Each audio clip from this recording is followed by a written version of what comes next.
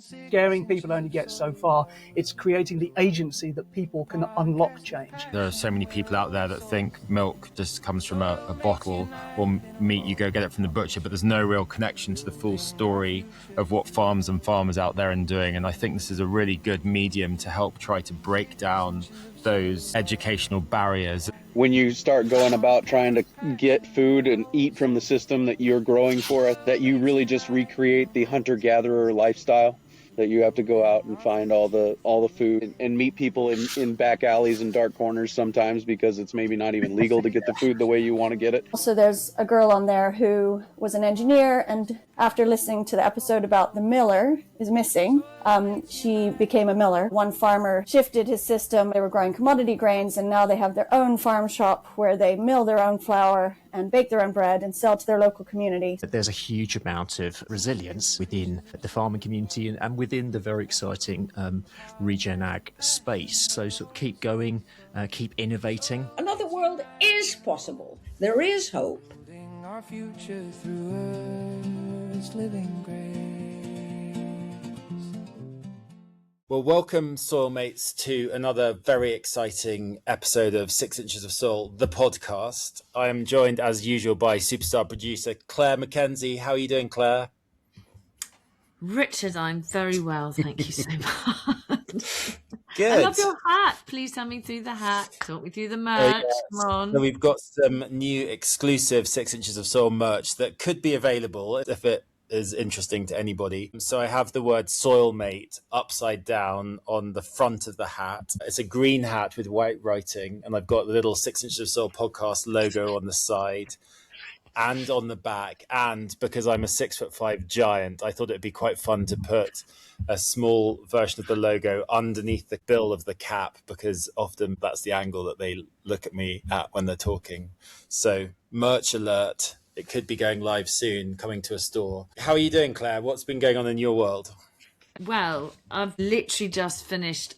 We created an event and we've just done it. At the moment, I'm going through the feedback forms. It's called Soiled Feast. Created it with the glorious Alice Pawsey. And obviously John was featured, but Alice and I did the organising. And it came about actually thanks to Matt Griffin, who is our beautiful composer, poet, composer, farmer. Soulmate Matt said to me, would you like to do a soil festival, 6 Inches of Soil, and his farm? Then he said, oops, put that on hold. I've got 6,000 extra, I think that's the right amount, hectares to farm in the borders of Scotland. So I think I don't have time for that. Funny that. Anyway, so I said to Alice over a beer, the agroforestry show, Soil Association event, how about it? And she said yes, because they have 25 school visits a year. She wants to communicate beyond the school kids, get the teachers, get the parents, get the local community involved, go beyond the farming crowd and the soil scientist crowd. It was a giant experiment. We went for 100 people. We thought we could handle that number. We sold the tickets. And we also had about 30 glorious volunteers who were amazing, from my mum, who was the oldest volunteer in the room, who did 2 solid days, to the youngest, who was 14, who also did 2 solid days. And neither of those two complained. Less said about the students in between that came from my household. Got a bit more time. But every single person, what the feedback was, they wanted more of the soil, and that is my biggest news of the day. It wasn't they didn't want to cook more or make more bread, which they also did. It was a real from soil to mouth experience, or food to fork. And so they did the tour. They looked at soil. They also loved hearing from John Pawsey, Alice's husband, who's the farmer, and he brought it to life alongside incredible Josiah. We need to have both these people on our podcast. Yes, definitely. Dodds. And they looked at their diverse rotation, and they heard from them, and it rained, and it rained, and it rained, and they still loved it. Yay! So big news, everyone. It'll be on next year. Amy Arnold, who was in our last one, the education one, she came with the kids. They loved it. We had bursary places. They got free places. We want to do that again. Michael was there, Kennard, with his lovely creatures on a screen because he had his microscope. He was incredible.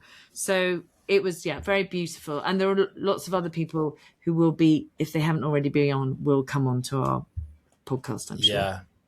That's soil-mate-tastic. Well, what an amazing event. I'm sorry that I wasn't able to be there, but nice one. I'm really pleased to hear that. Well, the episode today is one that I've been thinking about for a while, because in this podcasting space, there are quite a few podcasts similar, but also different, that are looking to lift the lid on farming and food, and this idea that there is a better way of doing it. There is hope. And so we managed to get a few of the leading podcasts out there to agree to come onto this and talk about their podcasts and what works, what doesn't work, what's engaging the listenership, etc. So from the United States of America, I got my friend Claire Conry to come on, who has a podcast called Working Cows, which is very popular, mostly focused at the farming community probably, but he's met some amazing folks in his time. So we got Claire to come on. Who did we get from the UK? Claire? Well, I think you and I, probably one of the earliest podcasts we ever listened to was Farmerama. Yes. Excuse me. And Abby Rose, who created it, or co-created it, came on, which is amazing. I'll mention one more, then you can mention the final one. The other person that I listened to a lot at the beginning, and we've also featured on it, was Ben Eagle's Meet the Farmers. And Ben has a very warm, as I didn't really describe Farmerama's. Farmerama's is a very beautiful podcast. I have to say, I think of all of them, it's gone on this incredible journey, and sort of initially looking at the food system, how it's a bit broken, and the positive stories. And they've gone into the Indigenous conversations and gone global with it, and then revisited a series recently called Cereals. And I think their journalism is evocative and beautiful. Oh, Ben so Eagles beautiful. Ben Storytelling, long-term, long form storytelling, but really well edited. Yeah. And I mean, their Cereals one, which if you haven't listened to it, please download it, listen to it. It honestly changed the way I eat bread, and I eat bread every single day of my life. Brilliant. So yes, Ben. And then Ben Eagle Meet the Farmers, and he's really grown now, and he's now got 2 extra hosts as well that he dovetails with. But Ben, I really enjoyed listening to him because he always has these really warm conversations with farmers across the sector. So we try and sit more in the kind of soil regenerative farmers, organic farmer type territory.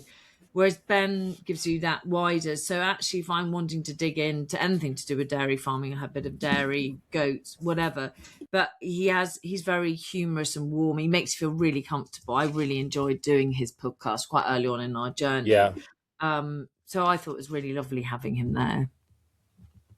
Yeah, and then the final guest to round out the set is Ffinlo Costain, and he does the Farmgate podcast, and incredibly knowledgeable, extremely professional. He knows his stuff, and he approaches it from a different angle again. As with all of our guests on this episode, they're all slightly different in their approach, and he's great. I've listened to his podcast too.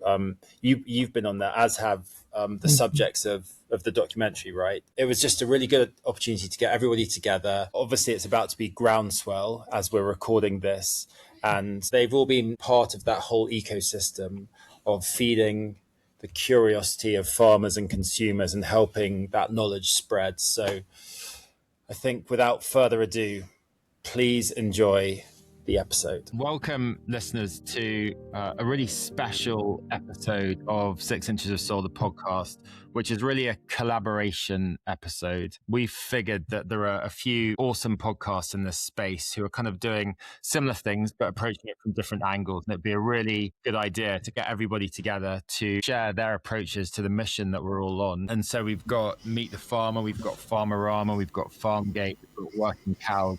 To start things off, Abby, do you want to introduce yourself and how you're connected to this space? Sure, yeah. I'm Abby Rose. I got involved in farming when my dad moved to Chile and started farming when I was about 18, 19.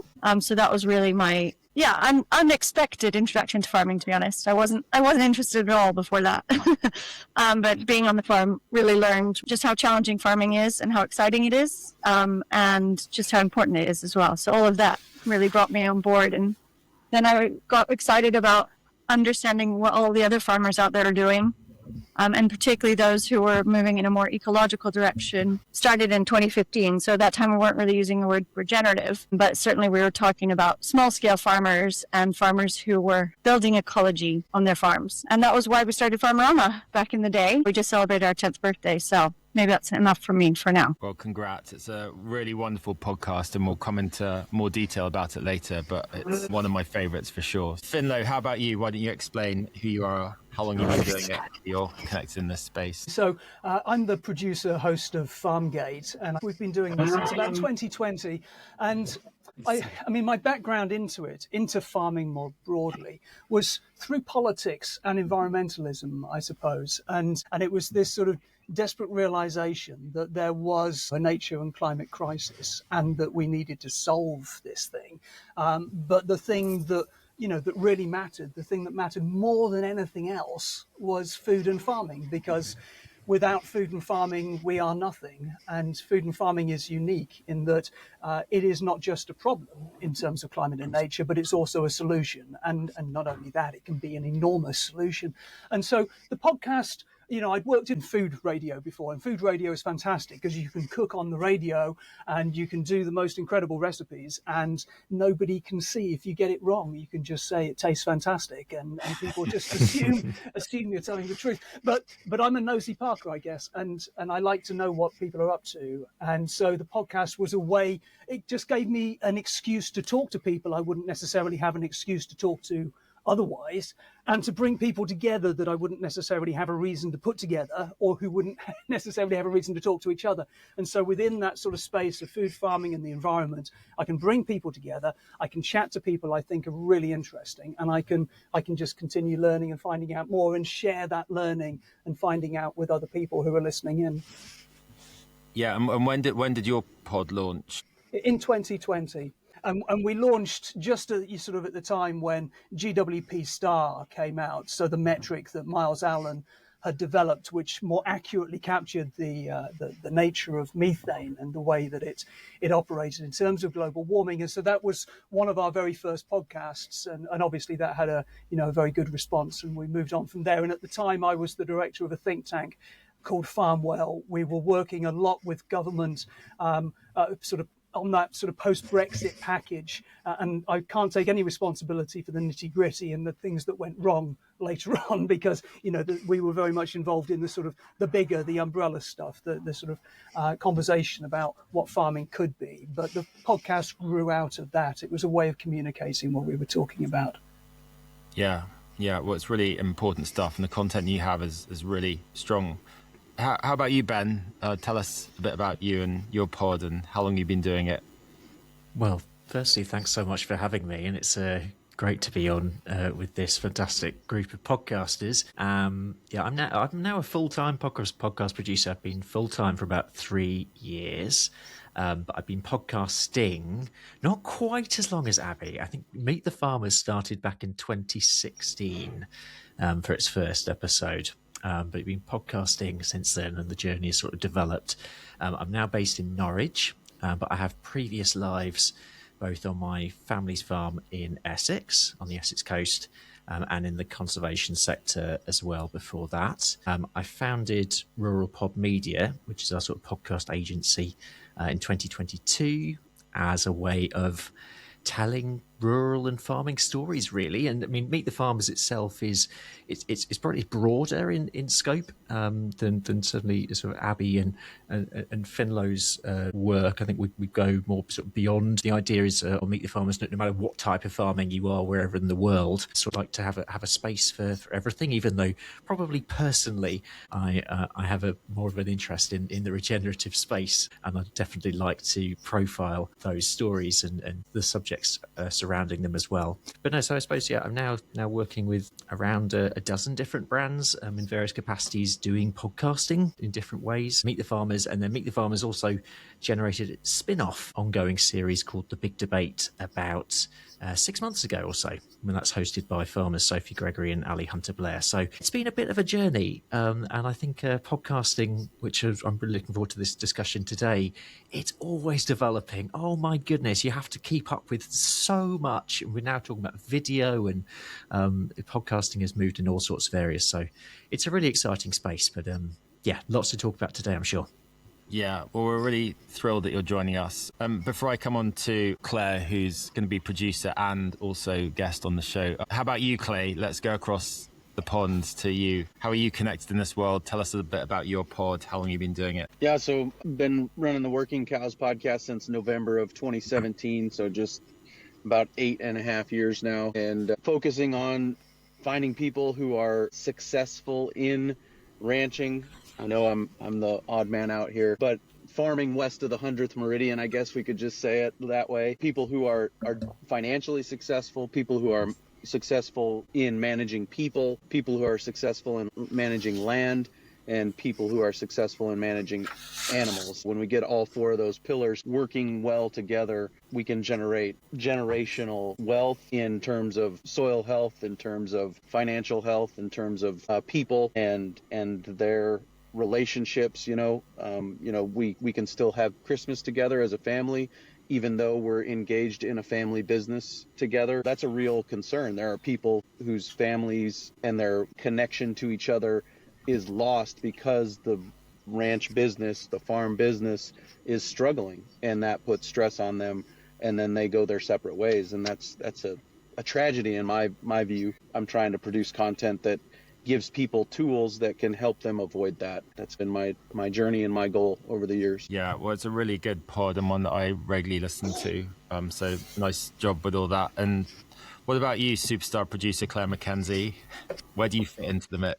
Well, I think this, for me personally, is the most fabulous way of being able to explore the subjects we couldn't do in the film, and now we're producing other shorts, etc. It's just more economical the way we do it. I think most of us here, I don't know about Farmerama or Clay, but recording on Riverside on these virtual studios enables us, and what I've loved working with Rich is that we try and go across the pond as much as possible, or even more globally, bringing guests together. And I've really loved the conversations we're having. Rich and I will allude to our silly story of meeting later, but really enjoying working. And also Richard's your deep passion and connection to the subject over in the US has opened doors that I thought I'd talk to people I'd never thought I'd talk to. So it's just really exciting to have you guys here. Is all phenomenal. All of your podcasts helped my research making the film, so thank you, everyone. Definitely started with Farmerama, Meet the Farmers, and then Ffinlo, and all of you have helped us. And Clay, obviously not quite as much because it was a British subject, but all of the US stuff has influenced us hugely. So thank you for being here.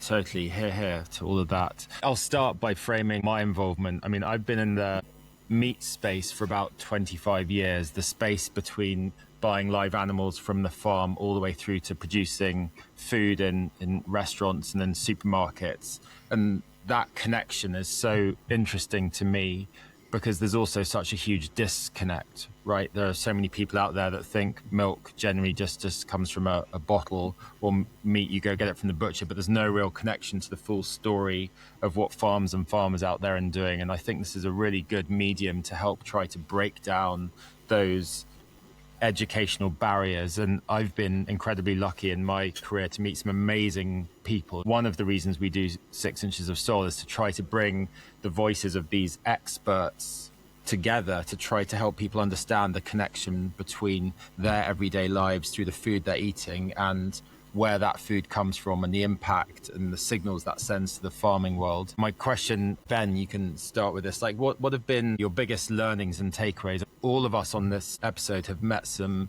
amazing people on our journeys. So it'd be really interesting to share what some of your biggest learnings have been now you've had all this knowledge.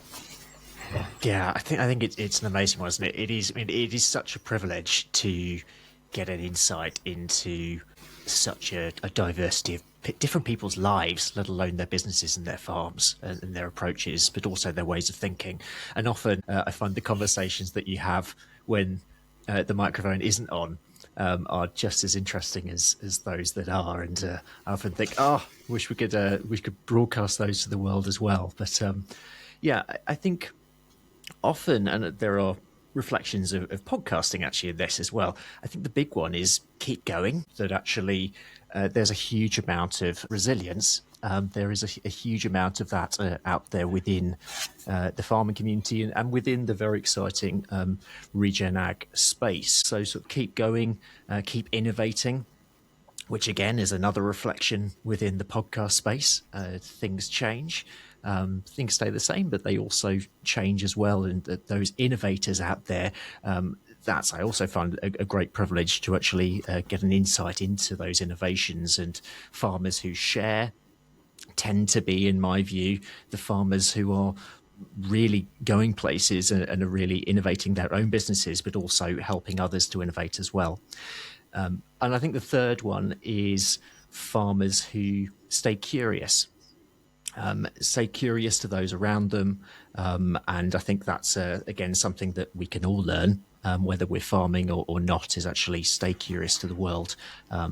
Get out there, see what's going on and really bring those lessons home. Yeah, I think that's definitely right, especially when you get into those rural communities. People are always looking over the hedge to see what's going on. Equally, that can be challenging if you're trying to do something different. I like, through listening to your pod, Ben, that you learn why they're doing the things that they're doing and why are they growing these weird and wonderful cover crops that are pretty unusual for that area. Clay, what about you? You've met some amazing pioneers, especially, I would argue that agriculture in the States is even, well, probably the most industrial in the world in terms of the efficiencies of producing as much food as possible for the cheapest cost of the food, but at what cost? Like, what's the bigger cost? And so you tend to find pioneers who are extra brave because they're really doing something different. What have been some of your biggest learnings over your career?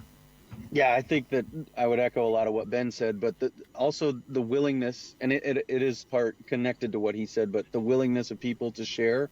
Like, when I started out, I had no platform. Nobody knew who I was. Nobody had no reason for anybody to say yes. And just time after time, like, really, there's only been a couple of people who've ever legitimately flat out turned me down and said, no, I won't do it. And one of them was a cover crop pioneer. And he said, I want to have conversations with people in person on their farm because I think that's what produces more lasting change. And I'm like, fair enough. That's your philosophy. That's fine. And really, honestly, he's the only one who's just flat out said, no, I won't do it, and never changed his mind. Others have said no at first and then come back around. So it's just the willingness of these people to share. And I think it's because they're motivated by whatever threats they understand exist to farming, to ranching. They are motivated to help people overcome those things that become threats to their families, to the businesses, to the landscapes. When a landscape like the one I'm sitting in the middle of today has been well managed for generations, there is a benefit to turning that green side down, turning it black and farming it. There is a bump of productivity that comes from that for the first couple of years, and then obviously the soil loss and all the other issues kick in. It's valuable to keep families like this continuing to operate these landscapes. I think everybody understands that's the goal, and so whatever their motivation is, they're interested in helping. And so it's just been really a testimony to people's willingness to just come and share what they've learned and help other people learn so that they can avoid some of the same mistakes. And I think that's been the biggest key to what I've been able to do, is people's willingness to share their expertise. Yeah, and the more that the stories get out there, the more people start to engage with where food comes from and how farming works. It's a really powerful way to empower the rural community to get more connected to where the food is being eaten. And Abby, I just finished re-listening to Cereals, your amazing series, and the way that you tell stories is insane. It's so engaging and wonderful. And honestly, you've changed my life and the way that I buy bread off the back of listening to that, and just understanding how little I knew about something which I eat every day, which I was out there in the meat world saying I fully understand where meat comes from and what the breeds are and what they've eaten, and I really know my food. And I listened to your series and I realized that I have a sandwich every day for lunch, right? And I knew nothing about bread. Nothing. Anyway, tell us about the things that what have been your key takeaways that you've learned? Yeah, I mean, I would definitely say, like, I felt exactly the same when I first realized how the whole world of grains, it was just such, we're all engaging with it so much. It's almost like it becomes hidden or invisible. I was sourcing my tomatoes well, but I had no idea about where my cereals were coming from, and hadn't even thought about it. So that cereal series was one of the kind of key moments of learning for me. Well, one, it opened my eyes to the whole world of grains, and the people who were thinking differently about it. So we both looked at, the commodity grain system, and how that works, and maybe how it's coming to the end of its reasonable lifetime, as in making flour that has zero nutritional value. Maybe that doesn't make sense. Maybe it made sense as we were getting to that point, but now we've got to a point where actually, could we ask some different questions? Maybe we want to do it slightly differently. And so talking to the people who are doing it slightly differently and asking those questions, that was the UK focused community. But actually the other side to it, which is more like a podcasting or storytelling viewpoint on it, is that, so 6 years on, we just did this bit of research and going back and asking, because many people wrote into us similar to you saying, like, I'd never thought about this. I'm changing my life. I've changed career. I'm doing this now. And so that was amazing at the time, but we didn't really take it any further. So 6 years on, we went back and recontacted some of those people and recorded their stories. And we've just released a podcast called Cereal Revisited. It's just one episode, but it tells some of the stories of people whose lives have completely changed. One farmer who shifted his system. They were growing commodity grains, and now they have their own farm shop where they mill their own flour and bake their own bread and sell to their local community, something they hadn't ever conceived of, and also how that affected their mental health as well. So things like that. And then also there's a girl on there who was an engineer, and after listening to the episode about the miller is missing, she became a miller. And now she's a miller in Nottingham. So that's a pretty radical life change. And also, not many people at school are like, oh, maybe I'll become a miller. Because it's not one of those things that's in our heads as a career or vocation. My final reflection is that the other insight that came out from talking to both the original contributors to Cereal and people who had listened and shifted their ways was just how powerful it is to tell this interlinked, interconnected story about a system. You started with what even is bread, and then how do you breed and come up with these seeds? What are some of the restrictions there? And then what are the farmers doing? What are the millers doing? What are the bakers doing? And then also, what about people eating it? So you really saw the whole system in one. And it wasn't like a hero's journey narrative. It was an interlinked, connected narrative that really took people along the whole way. And the number of people who reflected, oh, I saw myself in the system for the first time. Like, oh, as a baker, suddenly I understood it wasn't just flour, water, and salt that I was putting together and making bread. I was actually, by the flour I was choosing, completely shifting what was growing in the fields, shifting what people bred. And so it brought a new level of meaning to each of the individual roles. And for me, that was like, when I started to understand that, I got really excited, and I would love to be able to do more of that going forward. And I think it's something that all of us is lacking in our society in general, is like just the power of that systemic storytelling. And how can we do more of it? And particularly on the land, these stories are complex.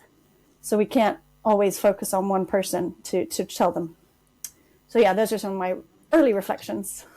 Yeah, and also this idea of really understanding the truth about food and where it comes from, and what your perception is when you're buying and eating something is it often can be very different to the reality. I mean, here in the States, we have big feedlots, feed yards, where picture 30,000 head of cattle in one gigantic car park. And some of those are organic. They're feeding them organic grains and corns.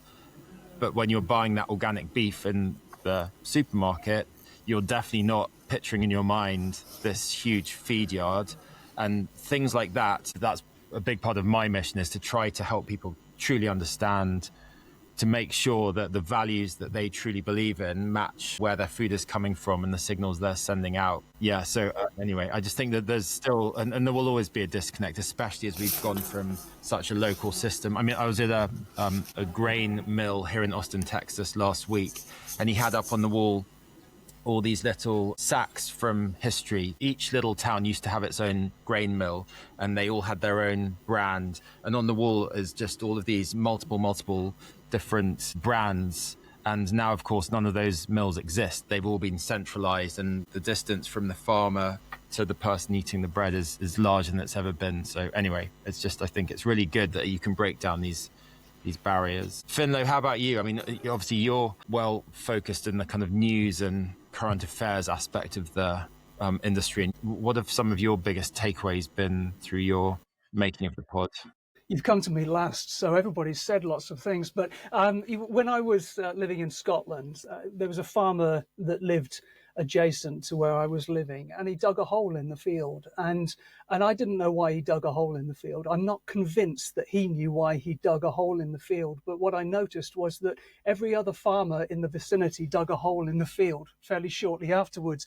And so it's this idea of looking over the hedge and the way in which actually that hedge has become a set of headphones and a microphone. And, you know, through the podcast, through other people's podcasts, farmers can now look over a hedge which is on the other side of the country and on the other side of the world, and really sort of learn from the best. And I think that, you know, that's one of the really important things. So, you know, some of the conversations that I most enjoy are those where I've got farmers, you know, on talking to each other about the things that they're doing, the learnings that they've had, the way that they've gone from farming pretty intensively to, you know, often through some sort of crisis or other, to then finding regenerative agriculture and becoming more resilient and happier, you know, as a result, more economically sustainable. But one of the big things, I suppose, over the course of the last few years is the idea that soil is a great big tent, and you know, it's something that unites so many different people. And you know, a decade or so back, maybe 15 years ago, I did a lot of work with the UK Conservative Party around climate change. And at the time on climate change, there were literally 5 Tory MPs who would stand up and say, yeah, we believe in climate change as a clear and present danger. And so we did a lot of work with those MPs trying to work out why and what the impediments were. And a lot of it was to do with the rhetoric around it and the way that the left seemed to own the issue. The Conservatives hadn't found their place in it.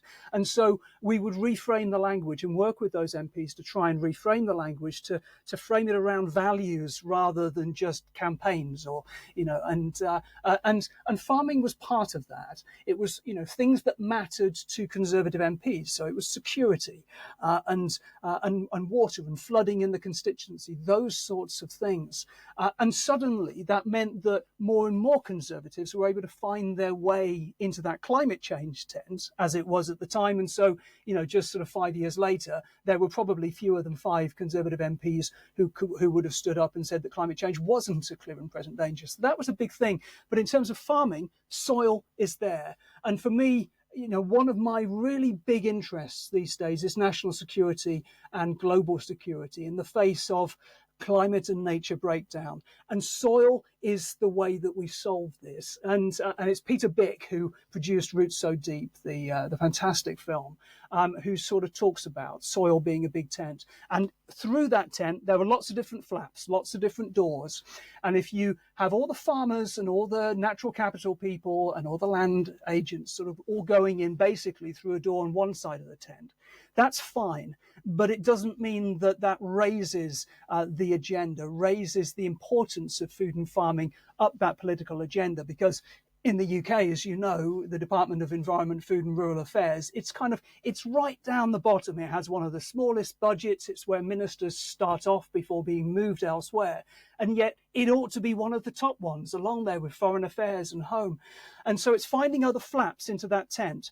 And for me, national security, and part of that is food security and ecological security, that's a really big flap. And so that's where a lot of our work at the moment is in helping people to find that national security flap. Because in getting people to come into that big tent in different directions, suddenly food and farming and soil becomes a much bigger issue. So I guess I'm not quite sure if that answers the question of takeaways, but that's sort of where we are. And I think that key takeaway, that soil is something that affects everybody, even if they don't know it. And we can find ways of making sure that people understand that better. And suddenly food and farming becomes the most important thing in the world. Yeah, 100%. And you think about what King Charles said in Congress a couple of weeks ago. He said, we ignore at our peril the fact that these natural systems, in other words, nature's own economy, provide the foundation for our prosperity and our national security. I'm so glad that he went to the heart of Washington, D.C. and said that line. That made me feel really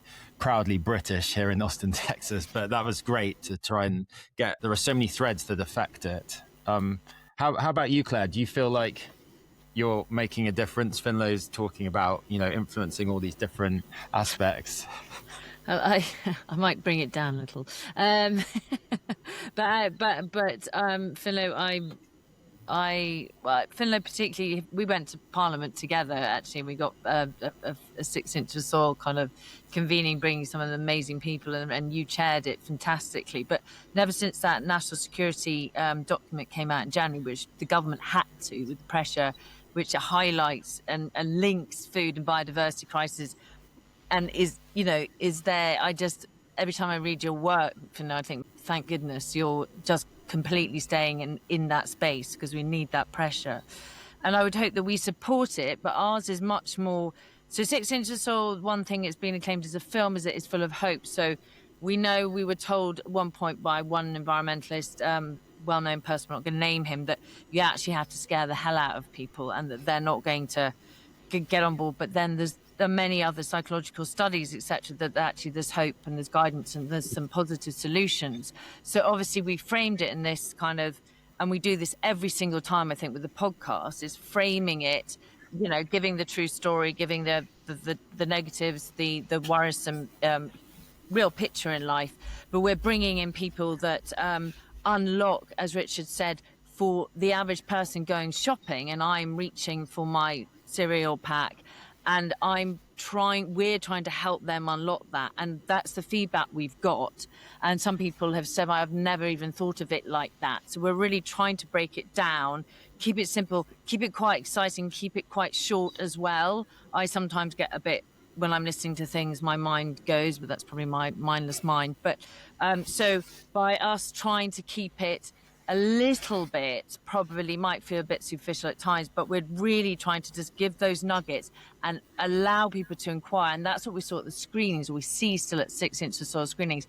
We have incredible farmers or, politicians, doctors on our panels, and they take the subject a bit further, but you're also inviting the audience to keep exploring, keep learning, and keep pushing for more, and then giving them campaigns, etc., to follow. So I would say I've really enjoyed those conversations on our podcast, and adding some kind of slightly quirky aspects, and Richard brought in a classroom and slight child's voice, different voices, just to try and bring a kind of rounded holistic approach, which is kind of, I come from a holistic therapy background. I still work in a cancer centre, so it's, for me, it's not just what we eat, it's what our food ate as well. And I know that's from David Montgomery and Ambickley, but those are the things we're sharing with everyone. We're trying to get everyone to think from an ecological point of view, a health point of view, and sort of nature point of view. Yeah, and that's been a really something that I've loved about our pod, is bringing the kids in. I've got a 10-year-old and an 8-year-old, and I try to get them to contribute questions, because it's really good when you have an expert in whatever their field is, pun intended. They will break it down in such a way that my 8-year-old or 10-year-old will understand the answer to the question. And that's a big part of why we do what we do at 6 Inches, is to try to make this knowledge accessible and understandable for people that aren't necessarily in the industry, but also help them, to Claire's point, realize that there's hope. This is possible. If you care about this stuff and you're not a farmer, then choosing what you put in your shopping trolley and shopping cart at the grocery store does make a big difference. That's been really a fun aspect about that. Richard, could I just come back in on that agency thing? Because I think that's really important. And, often when I'm talking, I'm sort of talking about, big, scary issues. But I think it's really critical that there is agency. And, with Farmgate, it's not me they're sort of saying, God, the world is a really difficult place. It's farmers talking about, or people within the food system, people within the natural capital world, talking about things that they are doing that solve things. And I think that's really critical. Scaring people only gets so far. It's creating the agency that people can unlock change. And just finally on that, so I can get off the whole security thing, Farmgate's putting on a conference in early September. It's the UK's first conference on food and national security. That's not food security. It's how food and food systems impact national security. So it's just, if people would like to know a bit more about that, then search us out. Yeah, no, that's really important. But what about things that have gone wrong for you guys? We've had multiple recordings break down, and we've had some amazing guests on who just monologue for like half an hour, and it's really amazing to listen to, but also super hard to control. How about you, Ben? What have been some of your more amusing moments over your pod journey? I was going to say, read both of those. I mean, definitely the technical side for anyone who makes a podcast, doesn't it? No matter whether you're making it in the field, whether you're using, we're recording on Riverside at the moment. Other online softwares are available. I reckon I think it didn't happen once. I think it happened twice, 2 early episodes. And this is a fairly classic one. Interviews that I was really, really pleased with, got to the end, and then realised that classic thing, you didn't press record. It hasn't happened in many years now, I'm glad to say, but that was painful. And on both occasions, I have to say, both the guests were brilliant, and actually we did the whole thing again the day after. But so technical things have to be high up there, I think. Definitely. And as listeners will be unaware of this, but as Clay's out in the field and just randomly dropped off, because that's what happens when you're in the middle of the field surrounded by cattle and roosters and stuff like that. How about you, Clay? What have been some of your funnies that you've experienced? Sure. So yeah, my phone overheated, shut down, had to reconnect. I had a couple of episodes early on that I recorded with an old school phone setup where you're recording phone calls. That's all I was getting done at that early stage. And some people, nobody knew anything about online really recording, Zoom and all that. Riverside didn't even exist. I didn't know it, but the recording software that I was using on my phone just deleted after a certain number of calls. It would delete the oldest ones. Well, those 2 got deleted, and I had to call those guys back and ask them to do it all over again. Similar thing, different technical issue. After 8.5 years, I think I've made every mistake, but I still find new ways to make new mistakes here and there. And so, yeah,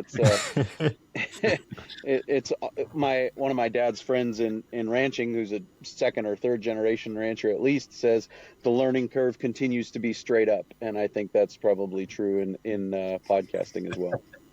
Yeah, definitely. And that reminds me of the time where on one of our episodes on coffee, I was feeling a little bit ropey at the start of it, and live we tried to reschedule this interview multiple times because the person we were interviewing was an Australian, but he was out in Japan. It was the other side of the world, and we'd rescheduled, and we were just going for it. And I could feel myself getting like sicker and sicker. And after about 15 minutes, my wife Annie was next to me, and I put it on mute. I was like, I'm just about to pass out, and so you're going to have to take over this interview. And so we turned the camera off, and I kind of like collapsed on the floor and dragged myself out of the room. And the next thing, the camera was on, and my wife Annie was the host. And so yeah, that happened. If you want to go back and listen to that was definitely up there with disaster moments. But what about you, Ffinlo? Have you had any good funny moments? I mean, I've had all those moments. Not the crawling out on the floor moment, but I've certainly had those moments where you forget to press record, and it's always it's a rite of passage, Ffinlo, isn't it? It's mortifying, and you say you've left it behind. I haven't left it behind. It still happens every now and then. I have so many signs that I have around me, that I take out of boxes and just record until I've done it, and they can go away. And of course, with Farmgate, because I do lots of pre-interviewing, and often it's sort of quite structured, the conversations to an extent. I'm sort of talking through the auto cue as I am now, and I've got smile, on a post-it there because I just have to keep remembering that this is on video as well, and I can't look quite so serious and miserable all the time. But I did have a podcast, and usually things go to plan. And even if I'm a bit worried and it's somebody who's kind of a really big name, things generally go to plan. But I had Dieter Helm, the UK economist, and Patrick Holden, the sort of spokesman from the Sustainable Food Trust, sort of the voice of organic farming in the UK. And my God, they kind of just went at each other, and I didn't get a word in edgeways for 40 minutes in the space of the hour. And Patrick was clearly wanting to get in the whole time, and Dieter was talking and talking and talking. And I just got to the end of it and thought, well, I could just ditch it, but they've spent the time, so I put it out anyway, and I'm sure it was an interesting listen, but it certainly didn't go to plan. Yeah, that's excellent. Yeah, we've definitely had episodes like that. We had a coffee one with two very powerful, passionate women from the States and from Costa Rica, and it was the same thing. Like, I just kind of sat back and let them just explode their passion into the microphone, and it was actually a really good episode, but I had zero control of the narrative. Yeah. So it's just your coffee episodes. It's just your coffee episodes that are a problem then, Richard? Is that the case? All of the episodes are problematic, Claire, if you dig into them, for sure. How about you, Abby? It's not funny, but one of the things that we always are kind of proud of at Farmerama is that one of our original contributors, Nigel, is indie farmer online. He met his now wife as a Farmerama contributor. So they met through Farmerama wedding. That always makes us happy. Hannah. Incredible. Yeah. So they are in East Sussex. Yeah. Still farming together today, which is so nice. And then I guess actually my reflections are kind of behind the scenes in that Farmerama, Joe, the person who I started Farmerama with, Joe Barrett, he was a podcaster already before. We were already making podcasts about other things before we started making Farmerama. And so he gave me tips on how to get good quality recordings. This was back in 2015. And the main thing was to go under the duvet in your bedroom and record your bit. So I've spent a lot of time under the duvet recording, which no one can see because we don't do any video. And it wouldn't be very effective video. But yeah. Yeah, the under the duvet video recording is a different niche. Yeah, I think so. It's certainly a different video niche. Yes. Has to be said. Yeah. Although I think I'm going to have to take away that format of farming blind date. That sounds like a really good idea. Yeah, it does. It really does. So how about what feedback are you guys getting? I mean, from your audiences, your friends, your family. How do you feel it's going out there? And also, what do you feel is missing? The way that we operate at 6 Inches, I'll chat with my wife and get her to listen and, get some really good feedback of, oh yeah, that's actually quite an obvious thing we're maybe missing, getting too technical, things like that. But what have been your experiences there? Ben, do you want to start us off? Yeah, what's missing? I think it's not actually a question that I actually know the answer of at the moment. It's something that, again, going back to, I think I said much earlier on, that podcasting itself just moves so rapidly. I'm off to the podcast show in London next week, and I just know I live in fear that they're going to tell me of another thing that we're going to have to innovate into in the next year. But so that's a really interesting question. But I think it completely depends, doesn't it, on your particular show. And actually what I found interesting actually working on different shows with different audiences. You mentioned the technical thing there. So, for example, I produced one show for the Sustainable Control of Parasites group, part of the National Sheep Association. I love doing this show because we have a farmer, a vet, and a parasitologist in each episode, and we get really geeky on parasites, and that's very, very techy, a very, very specific, very incredibly specific audience, and something that will work with that audience.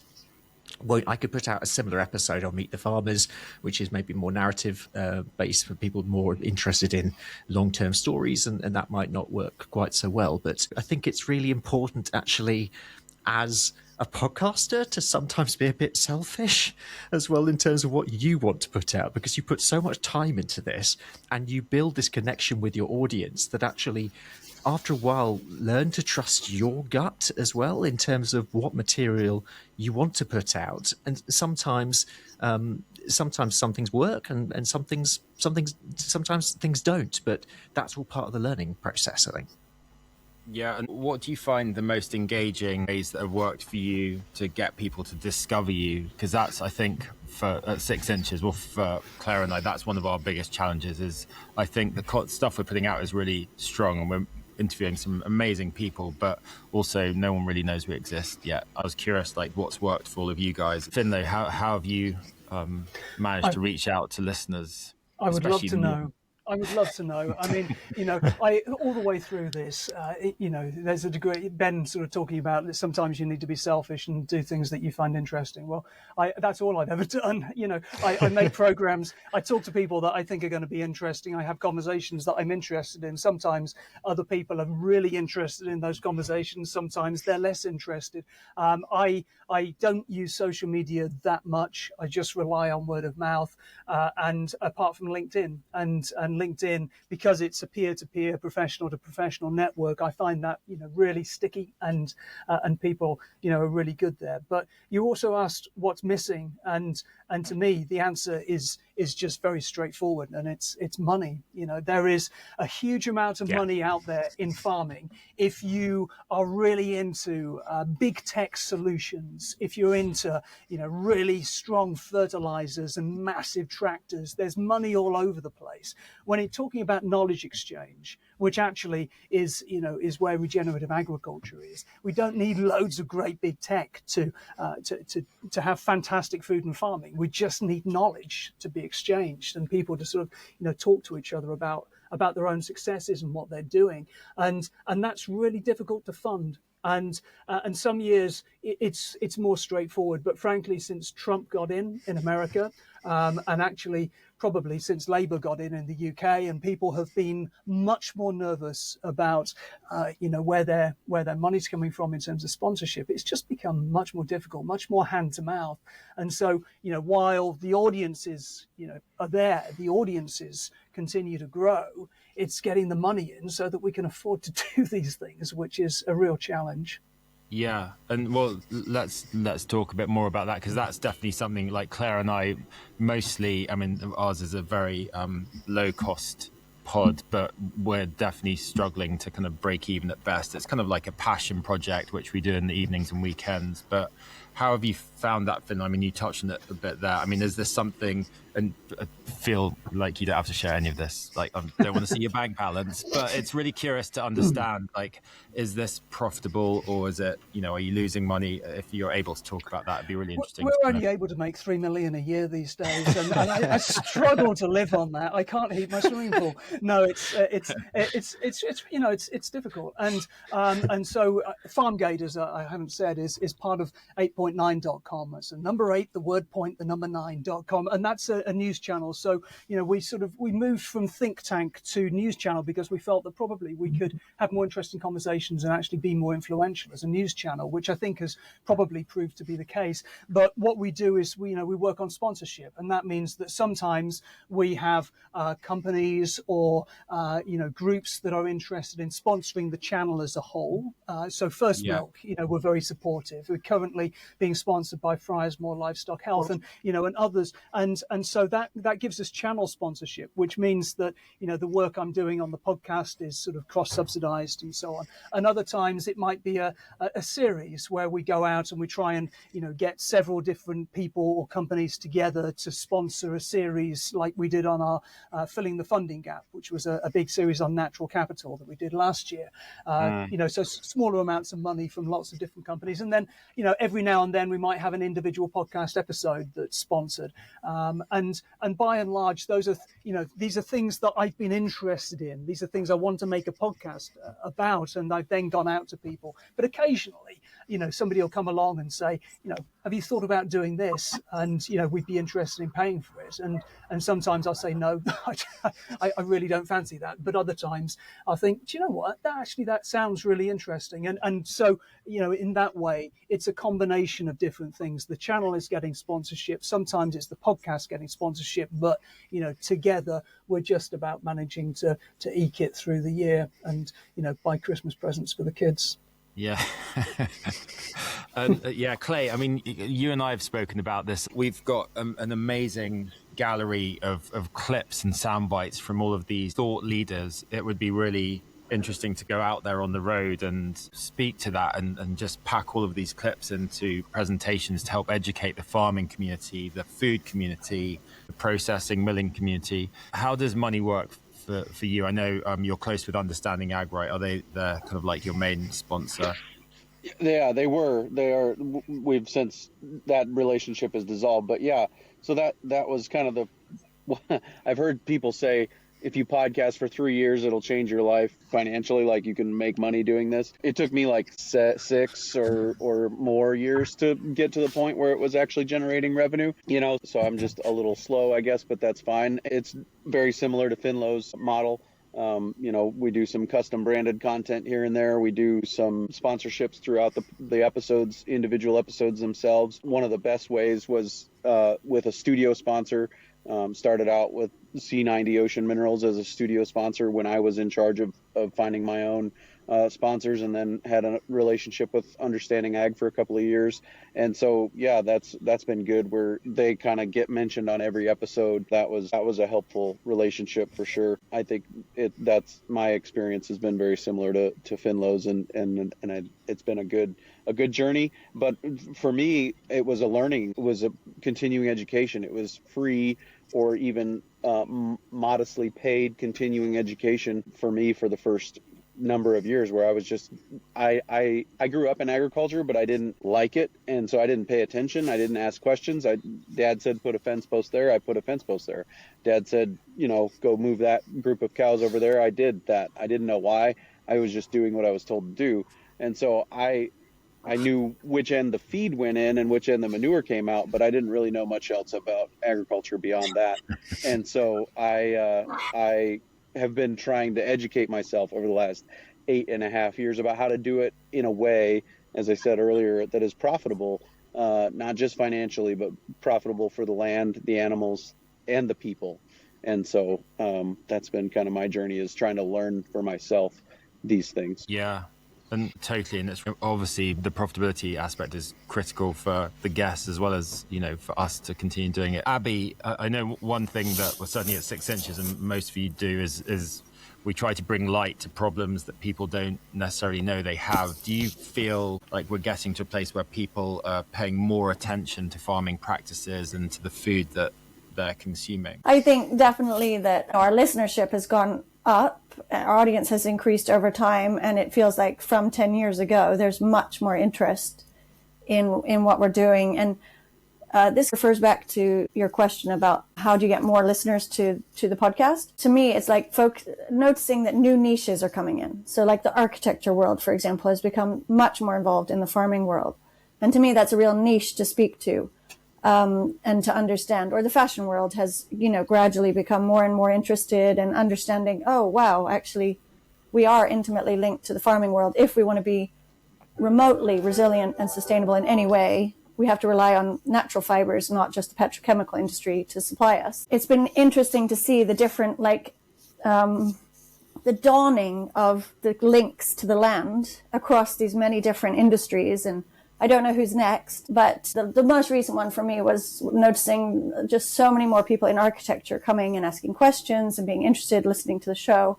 So I think in that sense, yes, more people are learning and being interested. Of course, there's a lot more people to go. And maybe if there's time, I can just elaborate on that niche thing. I was invited to some one of the largest PR marketing agencies in the world. They host kind of events in other countries, and they bring together lots of people, some of their customers, and then people who are doing things different. And Farmerama was considered one of those things. So I went along, but I got some of the best insights of my life into how to do marketing PR and to expand audiences, particularly around podcasting.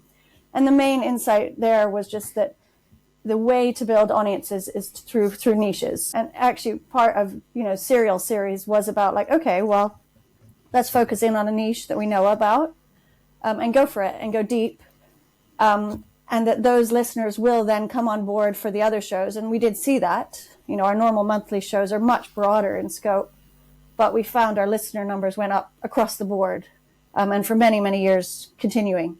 So I think that's a helpful insight, is like, you know, where are these kind of niche industries, niches of people who are coming in, and how can we speak really to them to a depth that means that they're drawn in, and then they get the farming bug, and then they want to hear all the stuff, which is the outcome that we desire, really.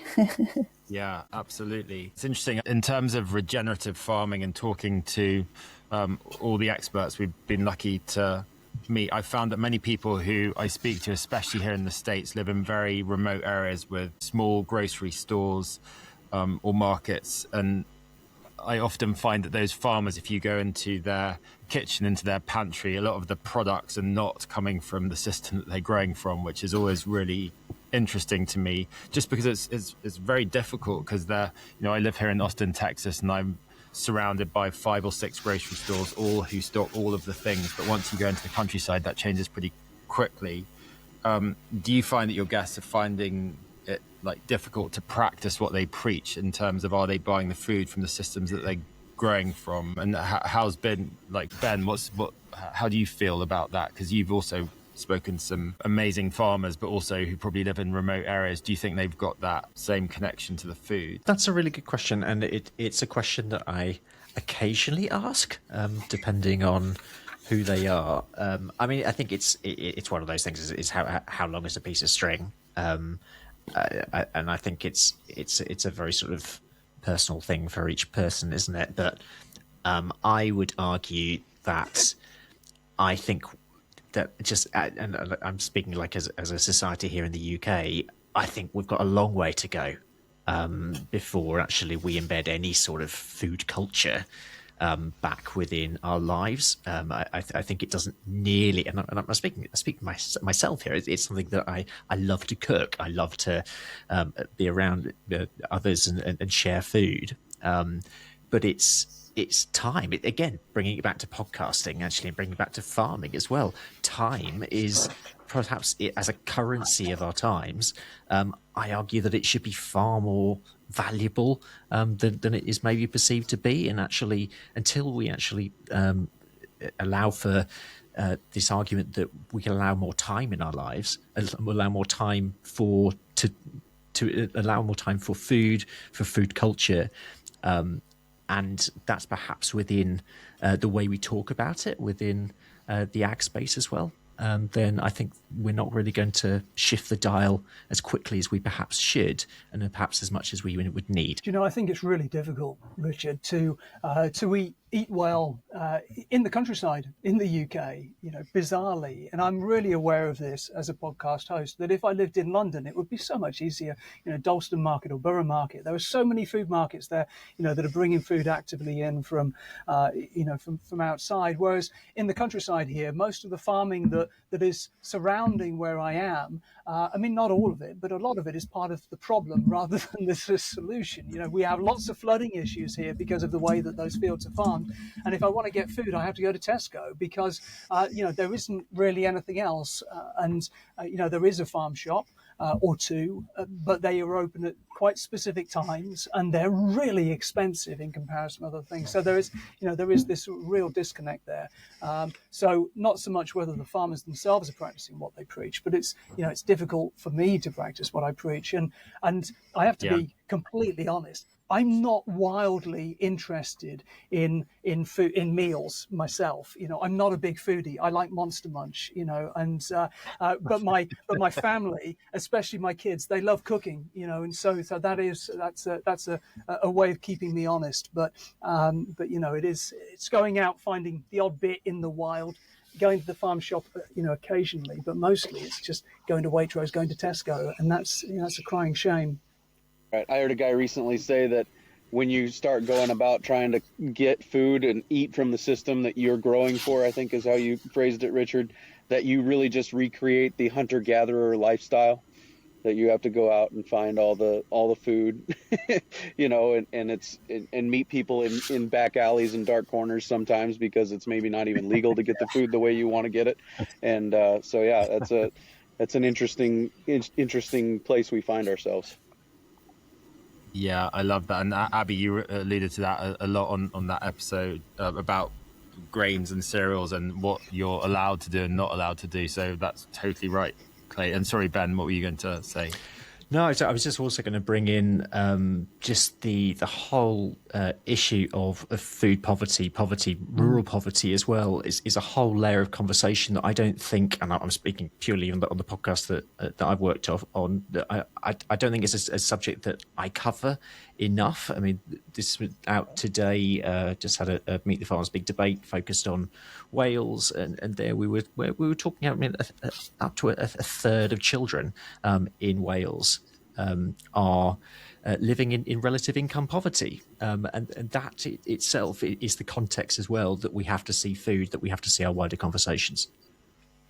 I think I'd like to add, I do worry sometimes, and we say it at screenings and on the pod. It's really fine for us to say, I can dip in. I've got a farmer near who occasionally has a cow available that we get bits from. My friend has pigs, whatever. But the reality is completely different. And we are looking at future projects where we're trying to look at how you get good food to everyone. And it's tough as hell because people will talk about procurement and all of these things, but we're a million miles away from it at the moment. We don't have it at the top, as Ffinlo, and all of you dig into in policy, etc., and the support. So it's not there at all, and we just always have to be so careful that we don't come in with our glorious ideas. And that's where we have so many NGOs in this country trying to do that thing, and they're the ones half the time who are picking up the pieces. I was with a woman on Wednesday, an amazing discussion for soil to gut conversation with nutritional therapists there. And there's a woman there who works with young, like youth clubs, like kids who are really kind of in between the system, really hardcore in London, and she's teaching them to cook and bringing food and trying to get their minds in. But this is not the normal gentle school, primary school thing. This is not even, home ec or whatever. This is proper hardcore going into these youth clubs and trying to make a difference, because there's so much, they would need to think food can bring the communities together. And these are the stories to bring in as well. Yeah, no, definitely. I think it's so important. And just to add on to that, I did a road trip a couple of years ago with my son, and we went to go visit all of the farms featured in Roots So Deep that you referenced earlier, Ffinlo. And it was really interesting because we had to stay in the local, motels and things near the farms. And where did they go to get their groceries from? Like Dollar General, which is, if you're not in the US, they're everywhere, but they're definitely, not expensive places to go shopping. They would specialize in the cheapest possible food from industrial sources. And they, even if they would have to be driving an hour and a half out of their way to go and access the food that they were actually growing, that definitely struck me on my experience on that road trip. Well, look, I want to be conscious of everyone's time. We're nearly at the end here. I wondered if you guys had closing thoughts you wanted to leave the listeners with, and also obviously remind them of your podcast and how they can find you and things like that. So, Ben, do you want to go first? Oh, closing thoughts. I'm gonna put a request out there to farmers actually to think about farming storytelling and storytellers. It can take a lot of time. It can take a lot of motivation sometimes. At times to really dig deep and almost reinvent the ways that you tell stories, because if you look at a farming year, it can look in some ways the same every year, but actually how do you reinvent those stories? So for anyone involved in food and farming, think about the ways that you tell your stories, and be positive as well, because there's lots of reasons in the world why we're told to be down, but think positive. And Ben, remind listeners, so your podcast channels and things, how do they find you? Yeah, no, thank you.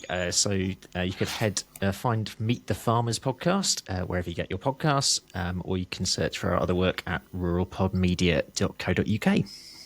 Awesome. And how about you, Clay? Yeah, I think that if we're willing to look at agriculture as a business and run it as a business and focus on making decisions that are good for the business, that will lead us down paths of reducing inputs, relying on soil health, and managing people really, really well.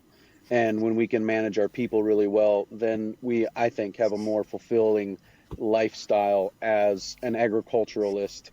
And so that would be my encouragement, is to look at it as a business, focus on the business side of it, do that really well, reduce the inputs, focus on soil health, and the people will become a lot more fulfilled in the long run, I think, as well. And those relationships will just get stronger and stronger over time.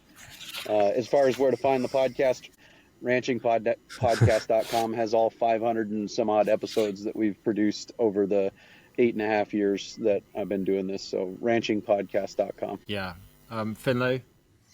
I mean, I said before that, food is something that really is, for me, is largely fuel. I don't stop during the day. I just eat a lot of toast, and so I need to listen to those cereals podcasts again. I get the calories, but what really matters to me is how that food is produced, because how that food is produced, whether it's the toast that I'm eating or whether it's the fantastic meals that the rest of my family are producing for themselves, that really, it literally means the world in terms of the future. And so if people are looking for the work that we do, there are plenty of podcasts which are just me interviewing sometimes individual people on our Leaders series, often having groups of farmers sort of talking about the way that they've come into regenerative agriculture. But we also have other programs on the channel. We have a regular, which we used to call Wheat from the Chaff, but I've dropped the name, and we just have a quote from the program these days. But that's, another couple of hosts on there with me, and that's our sort of current affairs show. And we have another program as well called Martin's Farm, which is with Martin Lyons, who runs the Nature Friendly Farming Network. And we talk about things that are going on his farm in the course of that coming month, and then other things that are happening in that sort of nature-friendly farming world. So if people want to give us a try, and they haven't yet, then Farmgate is the name of the podcast. It's on, as Ben said, all good podcast channels, and our news channel is 8.9.com. As I said before, that's the number 8, the word point, the number 9.com, and we have lots of additional news stories on there that aren't connected to the podcast, that are just part of, the farming world, the food world, the current affairs of food and farming in the UK, and often internationally as well. So although we're largely a UK podcast these days, we have a lot of international guests, and, we do have an international focus too. And how about you, Abby? My closing thoughts are, I think one thing maybe I didn't mention at all, but it is really important to us, is Farmerama is very much about sharing underrepresented voices. And to me, much of the farming community is often that. But then there's people within the farming community, or the land-based community, let's call it, that are even less well represented. And so I think, continuing to do that. One of the things I love about podcasting is allowing those voices to come through into your ears. And it's just like, wow, it brings something to life, and it's a communication that I just don't get in other mediums. So I just wanted to highlight that. I think the opportunity that we really love at Farmerama also is diving deep into some of the questions that are kind of behind we were talking about food poverty, or poverty more generally is the truth. But, why are people not able to access good quality food at a fair price? And I would say, like, for example, the series that we did called Landed, it's asking, are family farms a colonial concept?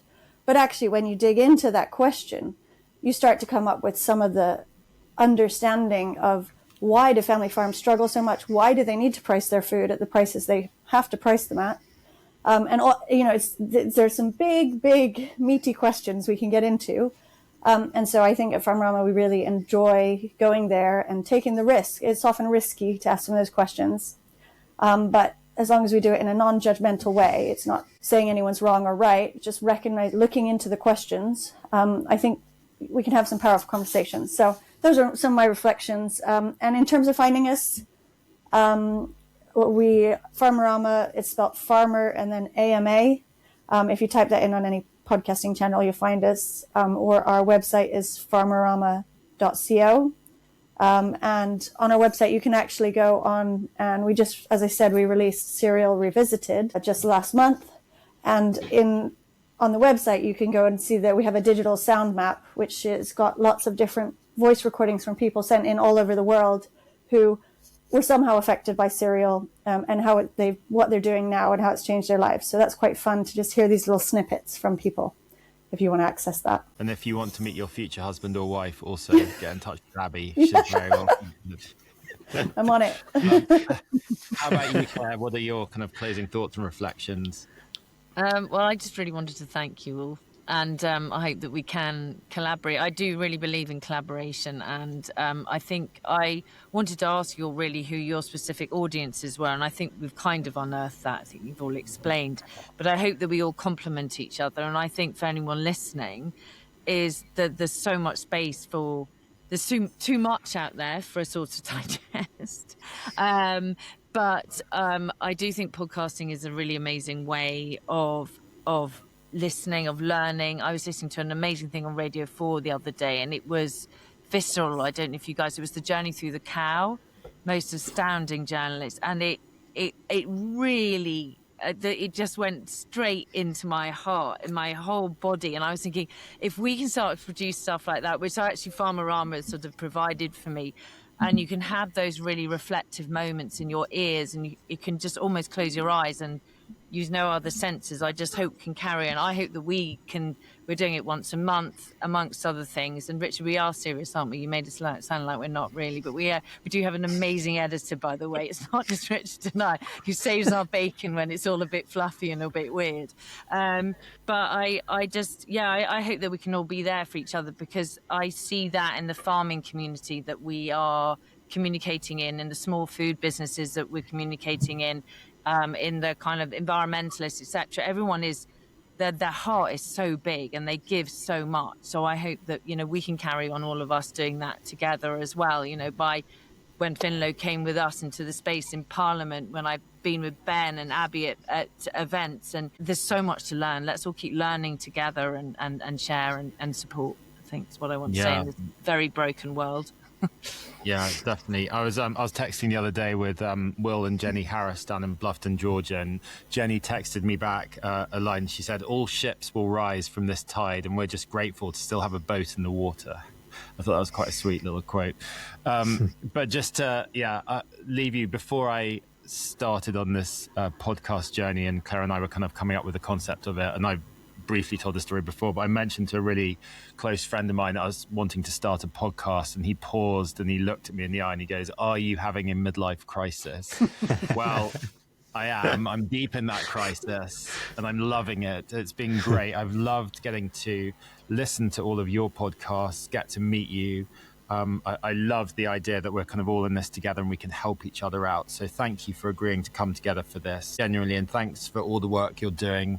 To all of you and Soil Mates, I hope you've enjoyed listening to this special episode, and we will see you guys soon. Thank you so much. Well, listeners, that was a wonderful episode, and we are joined for this outro with a very special guest. She's an upcoming journalist, new to the field. We've got high hopes for her future in this industry. No, I'm just joking. We are hugely honoured to be joined by... This was a joke. Yes, right, yeah. To be joined by Sheila Dillon from the Food Programme, who certainly for Claire and I and many of our listeners, I'm sure, has had a huge influence on us. So anyway, but thank you so much for joining us. No, it's a pleasure. And we're also joined by superstar producer Claire Mackenzie. Hi, Claire. Hi, Richard. Hi, Sheila. But Richard, please can you tell the world, as we have before going on there, where on earth you are, and that we might have to keep talking quickly in case there's another power cut. No, so yeah, randomly, or not randomly, I'm in Mongolia, near Ulaanbaatar, just east in the national park, and we've come here on a school trip, and it's really wonderful. We're in the middle of the mountains. There's grassland, rangeland as far as the eye can see, and we're surrounded by cattle and sheep and goats and camels, and life is really simple out here. And we're just kind of getting stuck in and exploring the culture and understanding agriculture. And what's also interesting is that as we record this, in a few weeks' time, COP17 is going to be hosted here in Mongolia, which is just a coincidence, but they've got a big focus on sustainability and the environment and climate concerns. And they have a huge project here called the Billion Tree Project, which is really interesting. And just everywhere you look, there's messaging about the importance of what we as humans can do to try to help the planet have a better future. So yeah, it's pretty fun. Have either of you been out to Mongolia? Never. I mean, one of those places that when you dreamed of going, how wonderful. And what's the school? You said you're there with a school. What's the school? Yeah, my kids go to the International School of Texas in Austin, and they try to organize trips once a year for the kids to go somewhere where it would be quite difficult to go to by yourself without a lot of planning. And so they cover the planning, and then you go as a whole family. So yeah, it's really exciting. And so the kids are getting stuck into the culture. We had yak's milk for dinner was our starter, with bits of yak meat within the milk, which was interesting.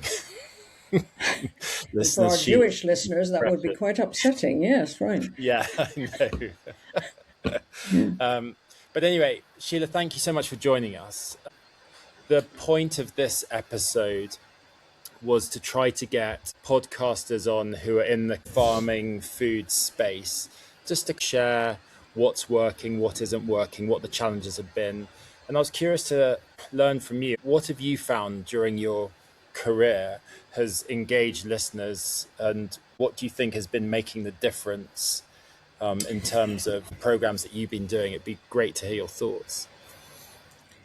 Well, sometimes I wonder if it made any difference at all. If you consider the diet of most young people, younger generations of people in the UK, it's only got worse since I joined the food program. I don't think of myself as the cause of this, but I looked back before coming on screen, talking to you and looking at some of our early programs that were looking at the animal feed industry in 1989, which enraged Cargill, because the animal feed industry was responsible for mad cow disease. But that didn't often get talked about because, they had pressured the government not to label animal feed with anything other than protein. And that protein, which farmers, might just consider might be soybeans or something, was in fact the chopped up dead bodies and other unmentionables. I think what we did on the food program was make the connections, which were pretty obvious to me because I had grown up in the countryside and I worked on farms as a child. Once you were 13, you could work so many hours a week. And so I'd grown up with that. Then I'd gone off into journalism, nothing to do with food, until one day in New York. We were living in New York, and something happened. I read a story in the New York Times about pesticides and poisoning wells, and just realizing and just investigating pesticides, and just made an abrupt change about what I was going to focus on, and that my focus was going to be on food and farming.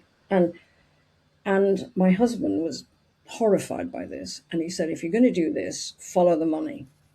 So, and he's an investigative financial journalist. Anyway, so for about 3 years, I wrote a column called Food Biz for a magazine, a quite radical magazine in the US, which was following the doings of the global, national, but mostly global companies like, Coca-Cola and Kraft. And yeah, so that when I came and heard the food program, and there was Derek Cooper with his anti-authoritarian, skeptical stance, who knew bugger all about economics or, money. But I knew about money, and I knew something about, from doing this column. So right at the beginning, we made that connection between what was in the fields and what was going on in this money world, and joined the dots, I felt, in the stories we did. One of the great influences on me was Susan George, who wrote How the Other Half Dies and Another World is Possible. So I suppose what I've seen is that the perceptions of a few people, including me, and specialists in this world back in the 80s, have become, it's that spread. We now, everybody understands what, I understood. So that movement, while things have been getting worse in terms of diet and the power of the global companies to impose their values on society, there's also been this step up in understanding of what we're all facing. And, the 6 inches of soil film, the very existence of this podcast, these things have changed, and we've got the regenerative agriculture movement. And not that long ago, I read English Pastoral by James Rebanks, which made me cry, because that is the best description of what happened. That's what happened. We destroyed an integrated food system, a human farming system. We destroyed it in the terms of economic efficiency with this madness of free market economics. And there's a fight back now. So what have I seen? That's what I've seen. I've seen a small group of people, and I've seen issues which seem to be for specialists become much wider issues. And how have we done it on the food program? We've done it by trying not to wag fingers and to try and make the link between the pleasures of what's on your plate and what's going on in the boardrooms and in the monocrop, I love that. And Sheila, do you think your listenership's changed at all from Radio 4 listeners? Do you think it's got wider? Are people sharing it within their learnings at universities or schools, other places, or? In the early days, we were seen as very disruptive, and most food companies, a lot of food companies in Britain, used to record the program, and and the Minister of Agriculture, DEFRA, used to record it, and the Department of Health, and so on. Now we have a much more diverse group, and Radio 4, of course, is always terrified about the listenership, that it's an older listenership. But in fact, what we've seen since the podcast revolution is that we have a really, really good listenership of young people, because as you know, Claire, there is this generation of people who want to be they want to farm, they want to make cheese, they want to be involved in food. It's not the future that was predicted 15, 20 years ago. They're not all hooked on technology, the sick of technology. We have a wider listenership, I think, now than we did when I first joined. It was a more conventional Radio 4 listenership, she says, trying to remember what we knew about the audience back then. Yeah, and angry people would write letters in with green ink, pre-email. But I think also it's easier now than it's ever been to learn about food and where it's come from. And I think that's really helped. Certainly, even I still think my parents' generation, as a general rule, when they go shopping, they will shop for price only. That will be their primary reason. Like, still, my mum and dad love buying the cheapest mints because it's on offer. And even though they know what I do for my job, and I'm trying to encourage regenerative agriculture and, proper farming and stuff like that, I think price is obviously still really important, but people are starting to learn a bit more about how the food is grown, where it comes from, and really understand those connections between putting chemicals on or the monocultures that exist everywhere around the world, and how that is actually connected to climate change and extreme weather events, as well as nutrient density for your children and things like that. And I think and all the documentaries, obviously 6 Inches of Soil, but all of the other ones, the Kiss the Grounds and the Common Grounds, and I know there are loads now. So I think that's been really helpful. But I think Claire and we talk about this often. It's quite hard to get your voice heard with all of the white noise. We think often about that shopper who's in the aisle of a supermarket facing a wall of bread or a wall of milk or eggs, and trying to help them really understand what choice they're making. It's challenging. There's no real question there. But what you guys have done, what you've done really well in the years I've been listening to you, is the stuff you put out is really well researched. And it's really digestible. I think it's quite easy to listen to the food program. You don't have to be an expert. I think the way that you break down the complexity of agriculture into easy to understand audio is powerful. You know, there's something problematic for me in what you're saying about, you know, the person who walks in a supermarket and faced by these walls of bread or milk. That's an issue that's been set up by corporate, you know, that it's our responsibility. Yeah. And what I see, my son and his family lived in the United States until quite recently, and they're now in France. But what I used to see visiting him in Pennsylvania was that the United States has split in two. I would open his fridge and there was nothing in there that was not pasture grazed, organic, wild caught, you know, absolutely from this one small food chain. And then, so, you know, these corporations have learned, you know, a lot of those things came, you know, from corporates who've bought brands as well. You know, they're not, you know, Farmer Smith down the road. They are the brands that are doing all the other crap. And Yeah. that's what I find. I find it so, you know, I look at a country that eats much better. Let's think about Spain, you know, so-called healthiest, well, I mean, it is, you know, by all these various measures, healthiest country in the world. And where you have a country that has concentrated on culture rather than, you know, nutrients and this self-consciousness, they've done much better in guarding health and civilization, really. You know, it's a funny business. I mean, of course, we have to think about the people faced by those walls of things, but we ought also to think about why we're the ones faced with this nonsense in a way, and why food, you know, costs what it does, and why people are paid so little. Eating well is not complicated if you have a modicum amount of money. It's not complicated. People say, oh, it must be so complicated. It's not. My question on that, on a positive note, Sheila, one of my favourite you did was when you went to the communal eating and you went Stroud at Long Table of a recent series. And I think you're alluding to sometimes there, the social aspects when you're bringing humans into the story, which I think you guys do very well in the food programme. Do you feel that is a positive way of discussing? So we're discussing something healthier. And your latest one I know is to do with, you know, almost food is medicine, but cancer and food. But when you're bringing in the social aspects, the human aspects, and going beyond nutrition, do you feel that's unlocking stories for people and unlocking mindset change and heartfelt feeling about food?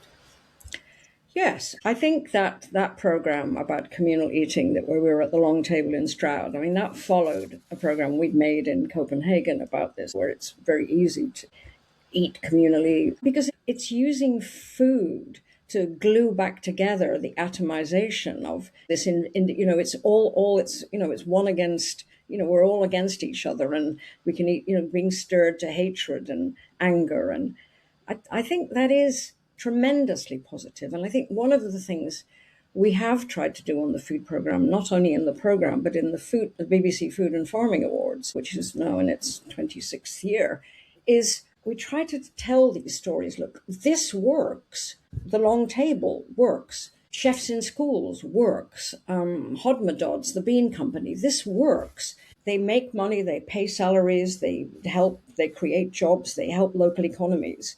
You know, these are models. There could be many, many more of them if we really understood how central food is to us as human beings. It's almost as if the air we breathe.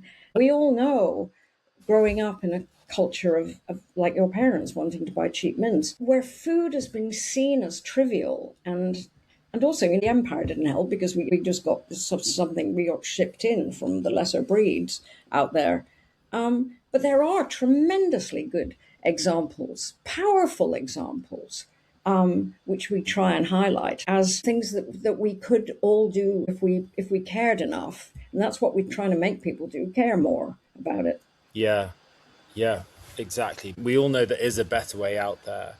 And I think about this a lot, about what is going to make the difference. I think a lot about the word resilience, and that's something that in my career in trying to encourage retailers to care more about regenerative agriculture, tying it to resilience. Why is beef so expensive right now in the States? It's because the herd size is the lowest it's been since 1950. Why? Because there's been 7-10 consecutive years of drought, because there's no resiliency, and therefore farmers can't feed their cattle, so they're not growing as many. Therefore, the price of beef is extremely expensive. So trying to tie that into retailers' longer term thinking and saying, look, if you support farming like this, it's going to actually help you keep the costs down. I find it frustrating that regenerative agriculture and growing food this way has the perception of being more expensive, because it doesn't have to be. Like, it's actually possible to produce food at a lower cost price, and get better quality food that's more resilient. It's just there aren't enough people doing it yet. So there's still a kind of supply and demand challenge. But to your point, like, you've got to tie it to money.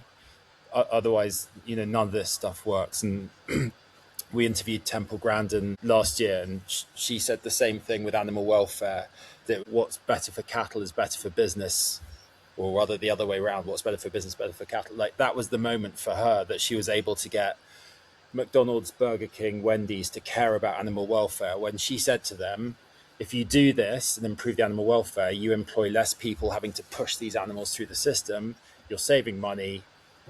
And then suddenly the whole industry across the world changed and animal welfare improved because it was tied to money. And I think for me, that's what we've got to try to do with this movement, is tie those two things together, so that they think about the resilience, they think about the cost of the food on shelf. I think it's important that the ordinary person, those of us who shop for food, that the price of the food at the till is one thing. The price of the food is something else. What they call real cost accounting. We don't factor into the cost of that food at the till what it costs us in having, what is it now, nearly 80+% of rivers in the UK are polluted, and that the cost to the NHS of a food system dependent upon ultra-processed foods. You're right about the inflated cost of organic food, for example. The problem is that most it has to go through supermarkets, and supermarkets see it as a marginal thing, and all these things are connected. And markets, for example, in this country are, it feels weird speaking to you in Mongolia, doesn't it? But anyway, in Britain, markets are farmers' markets, street markets. They're seen by local councils and so on as money, as cash cows. If you go to Barcelona, the rent of a market stall is very, very low. But we don't see these things as services to people. We could easily make really good food available at lower cost. And people want better food. But the system is it's against it, unfortunately. I'm not very positive, am I? I'm trying to be positive. No, that's fine. But you're right. It's in separate buckets. And we interviewed an amazing friend of mine in Oklahoma, and she's doing this food as medicine thing. And she got a government grant to set up this business where she proved that if you feed better quality food to lower income communities in Oklahoma, it dramatically lowered the burden to the healthcare system for that group of people. Therefore, the government gave her a grant to set it up. And we need more things like that, where you can bring together the healthcare system and then the food system and consider it, to your point, as like one thing. I think that's really important. That's why it's going to take all of us to make this work, because we do need government to see this as something that's important for the bigger picture accounting. Absolutely. How interesting that research in Oklahoma. Yeah. Did you make a podcast about that too? Yeah, we did. I'll send you the episodes so you can listen. She's amazing as well. She's a really good communicator, and she's just a powerhouse, and she's spends a lot of time in Washington, DC, positively influencing the decision makers. There are lots of good people out there proving that this can work.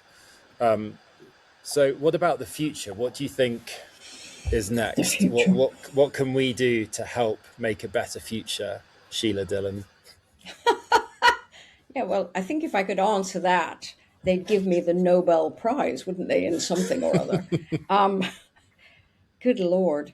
I think you go on doing what you do. I mean, just trusting to your, Claire, both of you, to the truth of what you see. I mean, to go on spreading the good stories, to showing that as Susan George put it, another world is possible. Another world is possible. I'm old enough to have lived through the Thatcher Revolution and to see that there was a different. People go, oh, well, there's nothing you can do about what's going on now. It's capitalism. And you think, well, yes, it is capitalism, but it's capitalism on steroids.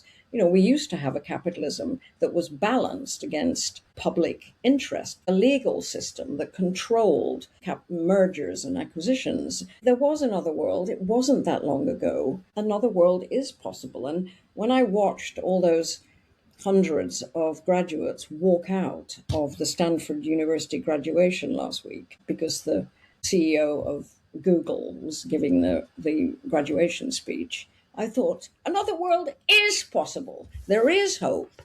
As I feel when I go to, I was at the Academy of Cheese. Sounds like such a small thing, but I was at the Academy of Cheese Awards a couple of days ago, and it was called Affineur of the Year, which sounds frightfully posh and everything.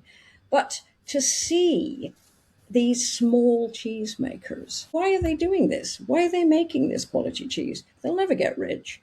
These young people who are getting into the business of maturing cheese and making cheese. And you think, yes, the decent human beings wanting to live life by good values and loving each other and wanting the world to be a better place and respecting nature and noticing the world. They're there. And that's hopeful, isn't it? Definitely. Can I ask, what advice would you give to fledgling communicators in this space? When you're making impact-driven campaigning pieces, of which you do, you're not officially, but they're really beautiful pieces that speak to us, and then I know a lot of what when I've listened, has given me energy and drive to go and explore that subject further or change the way I'm communicating or whatever. And you've opened up many doors for many of us. So I'd love, because there are so many podcasters now, did we need another podcast? But here we are. So just that, yes, please, from all your learnings, give us some top tips, please. I don't know, the death of David Hockney a few days ago, focuses one's mind on this, doesn't it? It sounds in this world of, dog eat dog and money being the measure of everything, but to really do what you love doing, to pay attention to the world and trust, don't ignorantly trust, but, try and understand, pay attention. And so that if you're interested in food and communicating and trying to become a food writer, it's really hard because there are so few outlets now, and it was, relatively easy for me.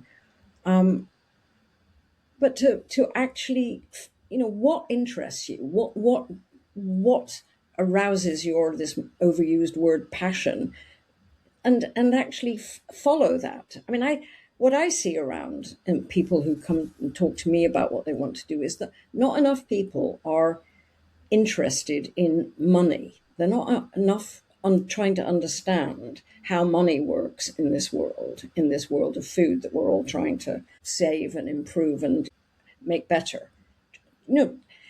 Susan George said, if you want to understand, if you have sort of anthropological leanings, study the rich, not the poor. Look at what they're doing and make them the object of your study.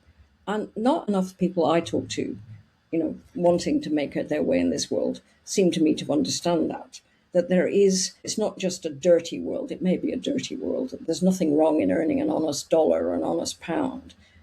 But you do need to connect that to your desire to eat more organically or not to be faced, as you said, Richard, by this great wall of milk and bread, most of which is, at least the bread, you wouldn't want to put in your mouth, really. Yeah. I know that's not properly answering your question, Claire, but I'd say pay more attention to that aspect of the food world. Yeah. Just thinking about what you said, like if you really love it, I mean, I've met through my short 25-year career a lot of artisan producers who are doing it because they love it, like farmers who are farming regeneratively because they love the sound of diverse birds when they have their morning coffee and they start their day, and that's thanks to the way they're farming, or a cheesemaker doing it just because they love it and makes them happy to know that they're treating this milk in such a way to get this amazing cheese, and that, you know, that they're definitely not driving a Ferrari, but they're so happy. And and then but then also this idea that you can make a small difference. I always say this to our listeners and people I meet, like, it is a little bit overwhelming at first, but then you really think, well, the choices that you make, whether you decide what you're picking up in the supermarket or indeed what you're able to get from your farm shop or the direct to consumer market, is so much better, especially since COVID. You can actually buy directly from the farmer way more easily than you ever have been able to. And I encourage everyone to make use of that, because if you can find stuff that aligns with your values, just the idea of having a mealtime as a family is so much more enjoyable if you know what all the ingredients are and you feel like you're doing a little bit of good for your family and for the producers of it. So I think about that a lot. But I mean, anyway. I mean, it's grandiose in a way to think that any of us can do more than just a little. But if we can live by our values, if we can live by good values, then, you know, that rubs off on others too. Yeah. I also feel communicating in this space, there's a lot of, we were told at the beginning of 6 Inches by a certain journalist, I'm not going to mention his name, that it's all doom and gloom. And it's only when you tell people they're going to die, they're going to make any changes. But some serious psychological studies are totally the opposite from that. And we know that hope, and I just think what you said earlier, Sheila, about the younger people coming in, I'm seeing more and more in comms and people I'm talking to, because I think we are all driven by these and our hands are being... Claire holds up a mobile phone, and it's that... Sorry, it's a picture too, I should have said it as well. Yeah, but when my mobile phone in my hands. I think they're realising that they're rotting their brains being driven in a certain way, and that AI is driving you, and that actually you need to get back to what's innately human, which is using your hands, producing food, being outside, seeing something. And even as you guys are talking about, there might not be that huge gold ticket and the huge dollar sign at the end of it. But like when you look at different economics, and we're looking at Kate Raworth and regenerative economics, you know, we're putting well-being at the center of everything. And that's what we're discussing here. And that gives me hope, I think. So. Absolutely. Yeah, it's central truth. Yeah. Well, Sheila, thank you so much. I've remained calm on this outro, but it's a real thrill for me to get to meet you. And you've really made so much of this food world very accessible. And thank you for all of your work and for your amazing voice, literally your amazing voice, but figuratively too, and just communicating this out to people. It's been great. So thank you for coming on this. Well, thank you for your intelligent, thoughtful questions, both of you, and for your understanding of what is going on in the world, which is illuminated by the whole podcast series, The 6 Inches of Soil.